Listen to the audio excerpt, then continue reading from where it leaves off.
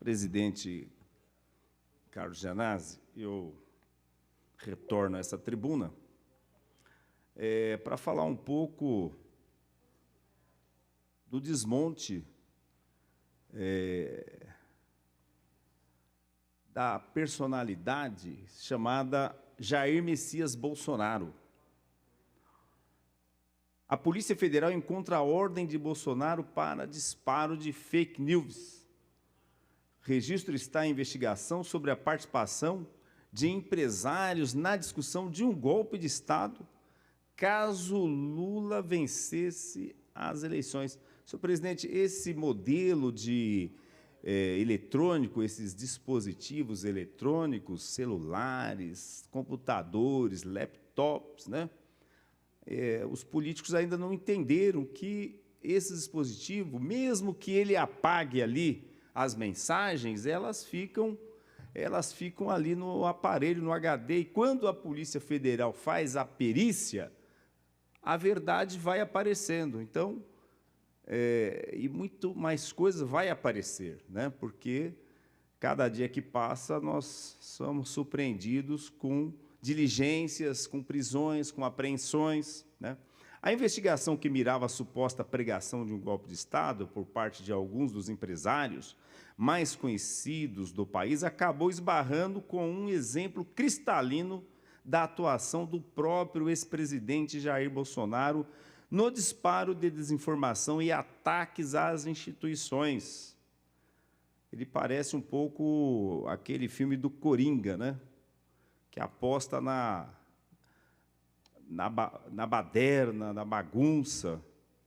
A apuração começou em 2022, depois que o portal Metrópolis revelou conversas pró-golpe em caso de vitória de Luiz Inácio Lula da Silva, em um grupo frequentado por alguns empresários renomados. E imagine, presidente, que empresários riquíssimos, bilionários, né? Exploradores do nosso povo, e não pode dizer que são pessoas que não têm a cultura, que não estudou, que não têm conhecimento, entrar numa canoa dessa, num barco furado desse, né? Empresários renomados. O ministro do Supremo Tribunal Federal, Alexandre de Moraes, autorizou a busca e apreensão de aparelhos telefônicos e outros itens de 8 desses investidores. Na última segunda-feira, o ministro determinou que 2 desses empresários permanecessem sob investigação.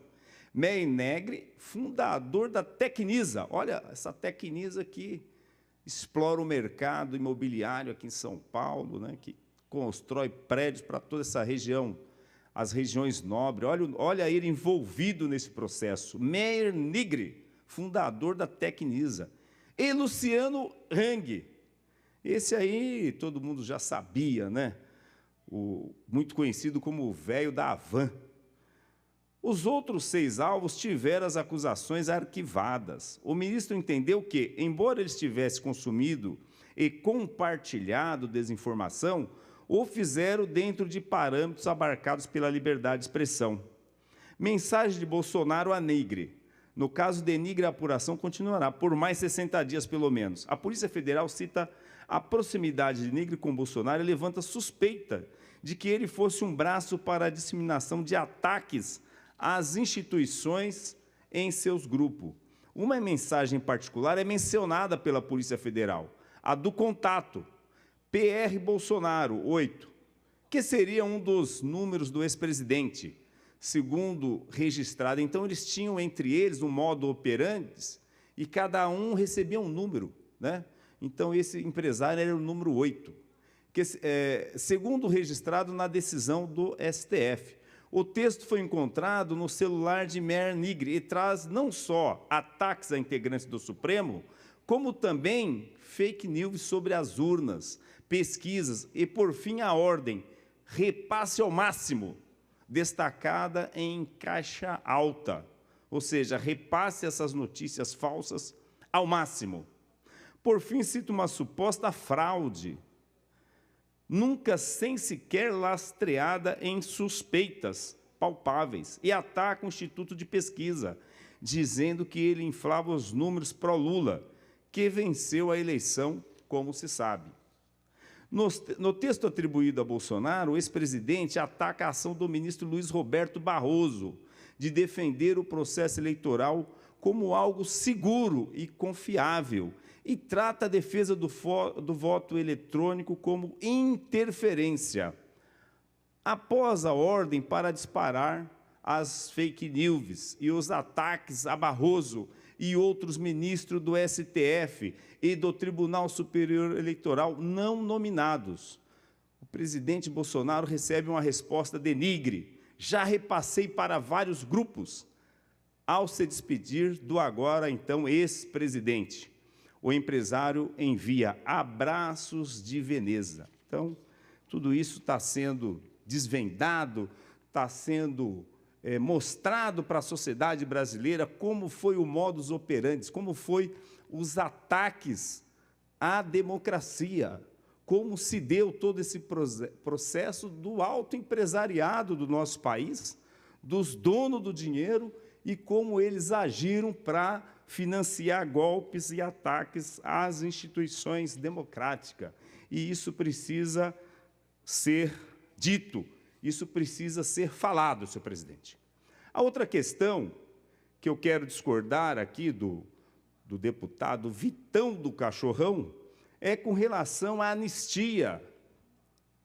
A anistia às multas no período da pandemia.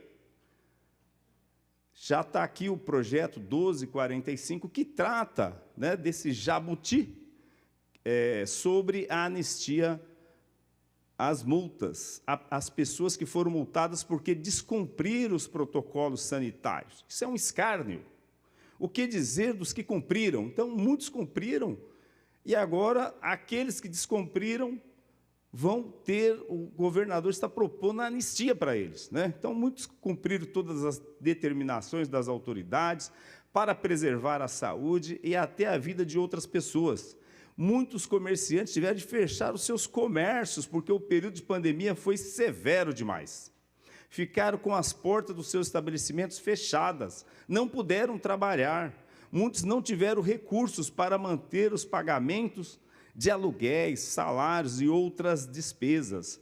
Várias pessoas tiveram depressão, outras ficaram meses sem poder ver os familiares. A maior parte da população sofreu por não poder sair na rua, não poder frequentar ambientes sociais. Muitos prestadores de serviços passaram necessidades, diaristas, encanadores, eletricistas, manicures, cabeleireiros, pedreiros, fisioterapeutas, entre outros profissionais, ficaram sem o seu ganha-pão, até ser aprovado o auxílio emergencial.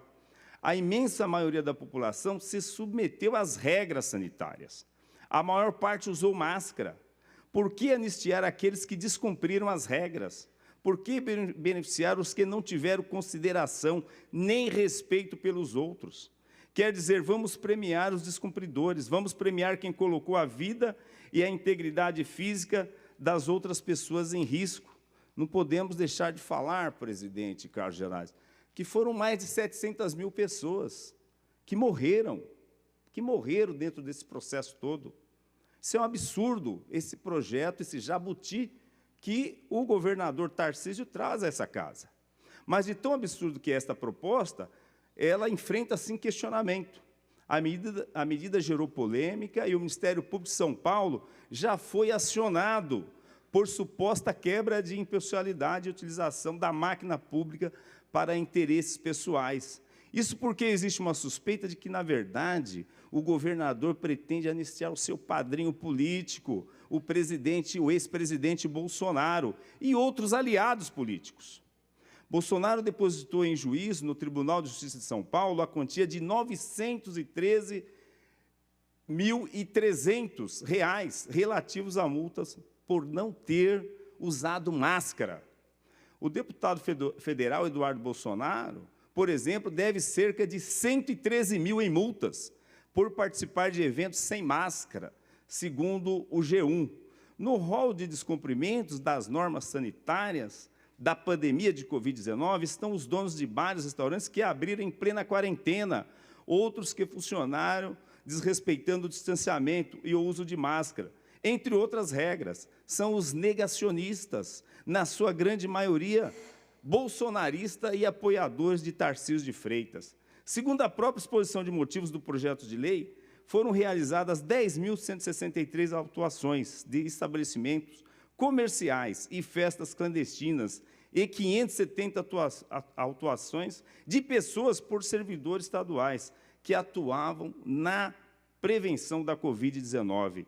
Então, não dá para concordar com esse jabuti que é trazido a essa casa no projeto 1245 de 2023. Muito obrigado, senhor presidente.